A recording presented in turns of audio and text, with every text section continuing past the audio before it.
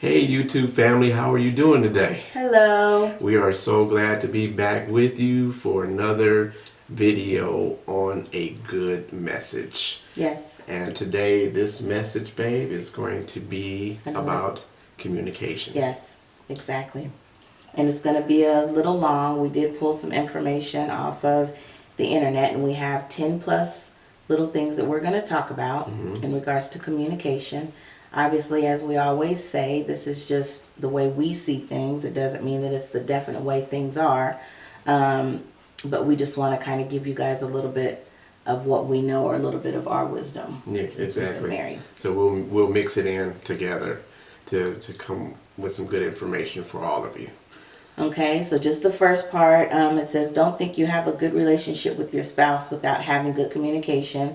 Communication is the relationship, and I totally agree with that. If you don't have good communication, then there's no way you can actually move any further, and that's just with any relationship, not even with a marriage. Yeah, that is true. What do you think, babe? Yeah, I mean, you have to be able to read into each other and to talk things out, and you have to talk because it can't be a one-way street. It has to be a two-way street. Right.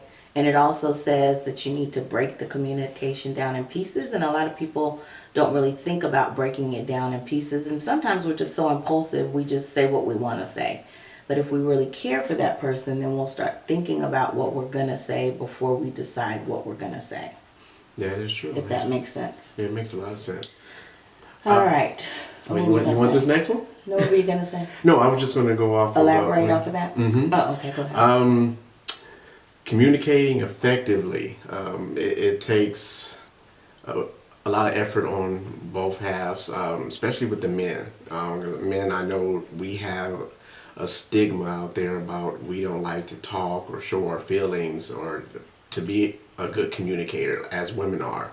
But it takes time, it takes practice, and it takes a good woman on your side to bring it out of you and help you along the way, right? Right. But I think it has to ultimately be your choice. True. Because we can try to get it out of you and still not get it out of you, or make the thing, make it worse. Well, yeah, that's But also it does correct. take an effort to actually think about what you need to talk about and then to talk about it.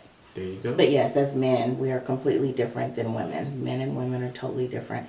And that's another thing we have to remember as couples, that we are completely different. So a man is not going to be able to read our minds, and we can't read theirs.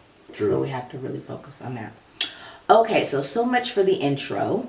Let's go on and start talking about the little pieces here. The first one is to figure out what you want to say. Yeah, that's a really good one. I mean, you have to, instead of just blurting out anything to your partner or your spouse, you got to really think about it. Edit your mind before you let it spool out of your mouth.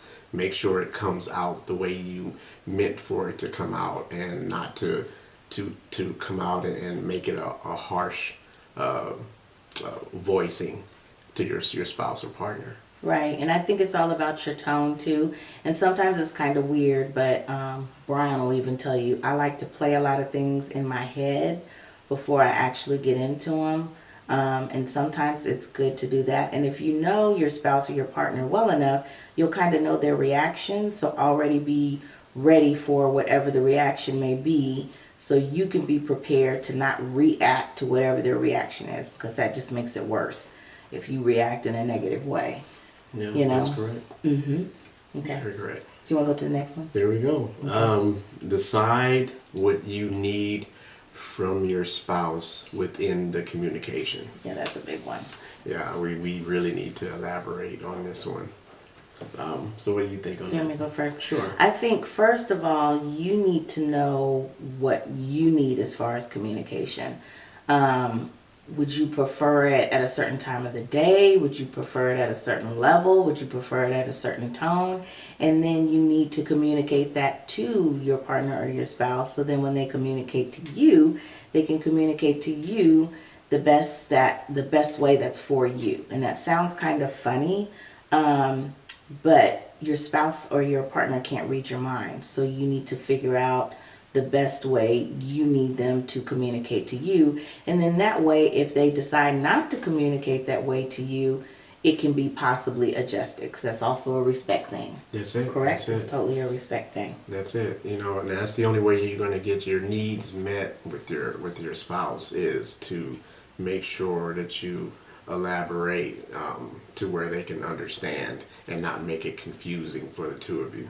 And sometimes it can get that way. And then two, with communication, remember, it's not always verbal. It could just be a hug, or it could be a kiss. Because I know a lot of times I told Brian, when I get stressed out, sometimes I just don't want him to say anything. Just walk over to me, give me a hug or give me a kiss, and it just turns everything around. Versus, you know, with men, you guys want to be the fixers. And sometimes we don't want a fixer. We just want somebody to listen. Oh gosh, I can remember, what's the YouTube thing that we had? Oh, It's Not the Nail. If you guys ever if you guys have a chance, and I'll actually have Brian put it down below in the little description box for you guys to hit and watch. It's hysterical. It's called It's Not the Nail, and it's like a little YouTube video, and it's so real. And we won't spoil it for you. Yeah, we're not going to tell you about it, but it's so real as far as how men and women think so differently, and what our needs are versus what their needs are. Mm-hmm. Yeah. Exactly. Did you elaborate completely on that? Yeah, I added in on that one. Okay. Mm-hmm. All right, so you did very well, babe. Thank you, babe. Thank you so much. All right. This third one is a good one too. The next topic here That's a good is use good judgment in timing. Yes. Okay. You want me to talk about that one first? Yes, I think I went first last time. Okay. All right. An example. If you come into the house and your wife has other things going on in her mind, maybe she's cooking, maybe she's changing the linen on the bed, or something, or she's doing her hair. Said changing the linen on the bed. Hey, that's an example, right? Right, Yes. everybody? Yes. And you come in and you just start blurting out, hey, I need you to do this, and we need to do this, and how about this happens and this happens, and that may not be the right time, because you just, juggling stuff around, and nothing is really scheduled or broken down to talk about with your partner. Exactly. You can't just bum rush your spouse or your partner with stuff coming right into the door whenever you feel like it. And I have been guilty of that, and I have been set straight. Yes. Well, yes, I guess. And then there's also another time that you didn't mention, which can sometimes be the wrong time. What is that time? I don't know. You have 3 women in your house and you don't know what time I'm talking Oh boy. We're talking about the friend that comes monthly. Yes, and we're laughing, but it is so, men, you just don't know how important it is to know when that time is coming. Because for some women, it's not a big deal. For other women, it's a huge deal. And so if you are already ready for the crap to hit the fan, when it hits the fan, you're prepared to make sure that it doesn't get all over you and you can ricochet, all the crap that's coming at you. That's true. I think one thing that can help men also is, and I learned this, but I never actually put it into play. I just went through, the ride with my wife and daughters, is put it on your calendar. Right. When you know it's about to happen, and that way you can be subtle and be prepared and know how to make things a little bit easier. It's not going to be fully correct. Right. It'll be a Everything little won't bit be easier. perfect. Yeah. And you have to remember, it is difficult, especially for women that have, cramps and all kinds of stuff. So that definitely won't be the right time to do certain things. Okay, it's just not going to be the right time. Okay, were you done with your part? Yeah, we're ready to roll. No, I want to do my part now. I'm not stepping on your toes. Thank you very much. Okay, so the other portion about as far as timing is women, like when your husband's coming in from work, or if he's watching a football game, or doing those types of things, you want to make sure you don't come in and start giving them a whole story, because they'll act like they're listening, but they're really not listening. And then later on, when you want them to recall the story that you told them, you get upset because they don't remember. Well, it's because the timing was totally incorrect. Yes, I'm very guilty of that. Is that familiar to a lot of you? I'm still guilty of that. So, you just have to remember their time is just as valuable as yours. It's all part of a respect thing. So if you pick the correct time where both of you are prepared to listen to each other, it just makes the communication situation completely better. Right. Does this happen overnight? No, No. it does not. Okay? Do we still run into barriers? Yes. Yes, we do. Even after over 20 years. We or- do. And you will forever. You know what I mean? Because we're constantly growing and changing. It's just good to be cognizant of that point, that we are growing and changing, and that our timing may change daily. Right, You know? Or just tell your spouse or your partner it's just not that, this is not the right time. There you go. You know, and then they need to back off and pick a different time. Yeah, and and also, give each other, perfect eye contact so the other person knows that you're paying attention to them. And if it helps, turn off the TV, turn off the radio. Exactly. And make a quiet space so you can concentrate on communicating with each other. Right. And you know it's so funny, that was the next point, actually, making eye contact, but I'm about to go into squirrel up into the tree. But seriously, if you think about it, doing the correct communication can also doing correct communication with your spouse can also create like an aphrodisiac type of thing. You know what I mean? Like with that eye contact. When you stop doing what you're doing, like Brian said, and you actually focus on each other, it creates a whole nother atmosphere, because it ends up just being you and your spouse or you and your partner in that room versus the TV, versus maybe animals, dogs or cats that you have, or other things that are in that room. And children. It just makes the whole entire communication or conversation more of an intimate type of thing. And we actually haven't done this, but even finding a spot where you can do majority of your communication. And that's correct, babe. That's why we used to make our spot at Denny's to get our communications done with things we needed to do. Yep, we used to take everything there, and that was years ago, but we would get stuff knocked out when we would do that. Oh, yeah. That was that was a good thing. Oh, yeah. Yep. All right, so let's see. We did eye contact, undivided attention. We can kind of hit on that again. Once again, like Brian was saying, you can turn off the TVs, and make it a communication type of thing. If you know you want to talk about something serious, you go, okay, when is a good time for you? When is a good time for me? And we make sure that we're both focusing on each other. Exactly. Make sure you're both there, attentive. Exactly. Exactly. All right. Okay. I guess I can do this one, right? Oh, one more thing about the undivided attention it says on here.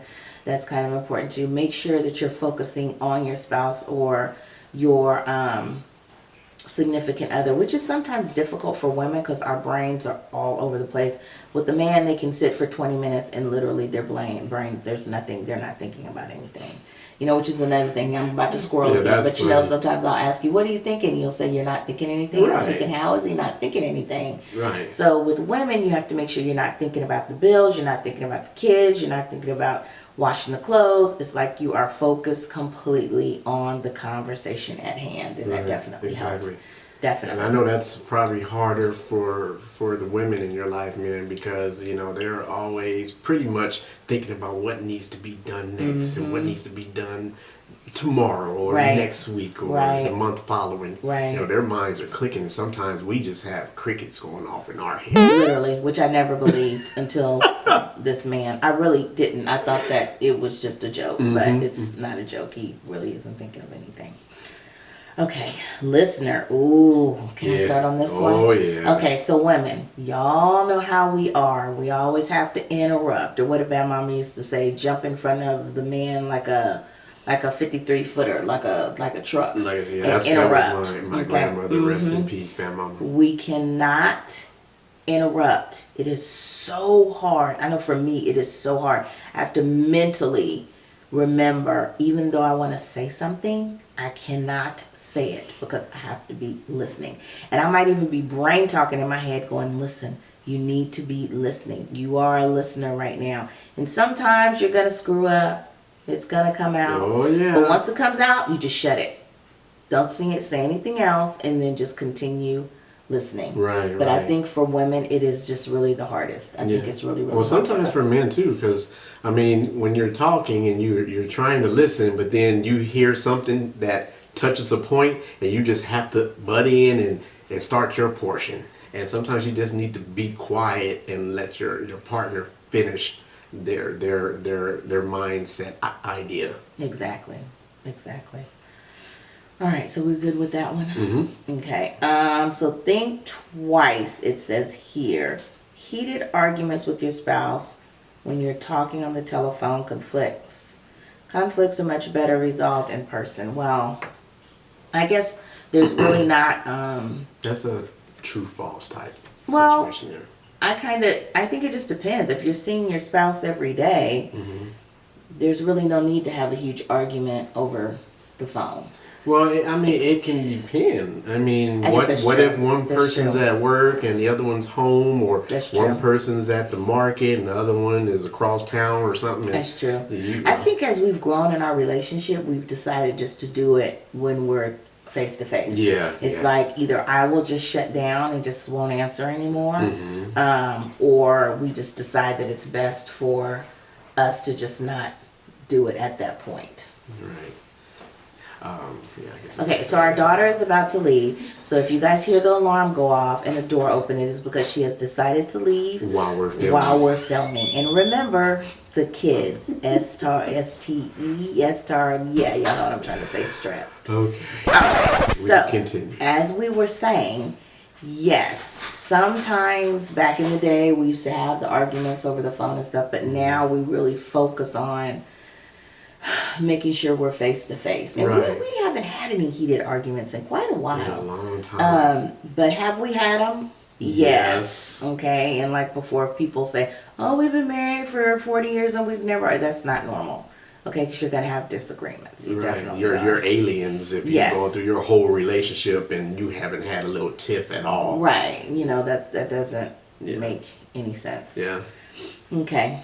Did you have anything to say on that part? Just a little piece. You know, speaking on that, we've learned that, you know, if say we're both at work and we text each other, or one of us has called the other with a situation or a problem that we felt, you know, we might expound on it, you know, a little bit, but then we shut it down because we have to be able to concentrate on our day unless it's a serious family emergency. Right. You know, and then we'll say, hey, we'll talk about this at home. So Right. that way we're out of work environment or anything else that we're trying to make sure that we got our mind set on, and then we come home and we hash it out, you know, one on one. Oh, you said hash it out. Yeah. We be hashing it, baby. That's right, we hash it. That's old Take school each other talk. down, huh? Uh-huh. I know. Okay. All right. So now let's talk about confirming that you were heard. So it all depends on how you do this. You don't want to do it in a condescending way, because the person that you're speaking to, or your spouse, significant other, whoever you're communicating with, may feel like you're saying that they don't understand literally what you're saying. But Don't that's not belittle what them. exactly. That's not what you're trying to find out. You want to make sure that they have understood exactly what you're saying, because it takes two people to communicate, and if the receiver is not getting what you're sending, then there's no point of it at all. Right. You know? Yeah, I know that's happened with me where Dion has asked me, did you hear or understand, you know, anything that I just said at that time? Right. And sometimes, men, you do check out, and Right. the crickets go, and then you got to get right back in the A game lot again. of crickets. The family of crickets. Yeah, yeah. Yes. So that's a big part right there. All right. It says after your spouse has told you something, rephrase what he or she has said. Oh, that's another thing. And in communication per se, or in a communication class, that's called paraphrasing. So whatever it is they said, then you repeat what they said, but you say it in your words. And then that way they know you understand exactly what was being said. True, true. And it's all kinds of things. You know, it can be anything. You know, babe, hold on, because I know I'm going to have to edit this out, but you need to leave the mouse alone. No, I don't want to leave the mouse That might be alone. why stuff gets clicked off. Because you're touching it. No, but it's still going. I know, but you may accidentally hit it while we're talking. But I'm not going to. Okay, we're going to go on and finish. Here we That was go. our communication. No, you should not edit that. Because I'm not going to touch it, because it's still filming. That right was now. an example, people. Okay, so here we go. After you have told something, re-paraphrase. So, like I was saying, you just rephrase it the way you heard it, and then they can actually confirm that you understand exactly And don't what's read being into said. it. That's a problem also. That's kind of hard to do though, babe. Yeah, but you have to work at it. You got to control that beast. That's kind of hard to do. It's kind of hard to do. Okay, so what's the next one? We have here schedule a better discussion time if Oh, yeah. necessary. Right. And that's kind of like what we talked about earlier. You know, make sure you find a quiet space without any outside interference. Right. So you can make sure you're giving eye contact and concentrating on getting the message across in communication with one another. Right. And it doesn't have to be like a robotic thing. I'm sitting here thinking in my head that some people may take it and literally all day long with every single conversation, babe, look at me. I'm talking to you. Look at me. No, when you're talking about everybody's different. Right, something serious and something defined, you need to make sure that you're sitting, looking at each other and giving each other complete attention. And then, communicating the way that you need to be communicating. Right. And everybody has their own method of how they would do it. You know, some people may be able to communicate with a bunch of noise around or the TV on or something. You know, we're not saying that what we're saying is law. It's just how we worked it over years Right, and between it the two does of help us. without the football game on. It does help. Yeah, I because have found. I will be lost in space. Yeah, you will be lost in space. I admit it. Yes, very good. I'm glad you do. All right, so our last one there. Yes, remember that communication is a two-way street. So kind of like I was saying before, it is definitely a two-way street. A man cannot read your mind, nor can a woman. If you're, homosexual, your partner cannot read your mind. So don't assume that they can read your mind. You need to tell them what you want, let them know your needs, and let them know when you need whatever it is you need and how you need it. And it makes things so much easier. Now, it doesn't mean that they'll always remember what you've told them, No. but at least you've put it out there and you can kind of remind them of what your needs are. That's very true. Yeah. I think you summed it all up. I can't say it any better. Yeah. So, I think anything else? No, we just we wish you guys all luck in working on your communication with your spouse. And Yes. it's worth it. It's work. It's a lot of work. Really work, and something worthwhile. My grandparents used to tell me is going to be hard. Right. Something that is not worthwhile will come very easy. Right. And that's the way life rolls. Right. And you just have to remember to hold on and remember that you guys are together for a reason, and the communication is difficult. I mean, this is another person in your space, you know what I mean? I mean, now we kind of are in the same space because we've been together for so long. But when it's a new relationship, it literally is another person coming into your space. And so you need to not be so territorial and allow them to come into that space the way that they are, as long as they are respectful towards you. Right. It's good. And I think that's it. Don't forget to subscribe, please. Give us a thumbs up. Yep, and leave questions and comments down below, and we will read over them and also, include them if we can in our vlogs or create different conversations in our vlogs regarding those. Yeah, and we're all the family here. We want to include you guys in this and let's continue this great journey. Go. Hey everyone, so I guess we're going to sign off for today. Yes. And I just like to say from us to you, we wish you the best and nothing less. That's right. Yes, don't forget to thumbs up the video once again and also subscribe. And also share. That'd be great. Yes. Alrighty. We'll see you later.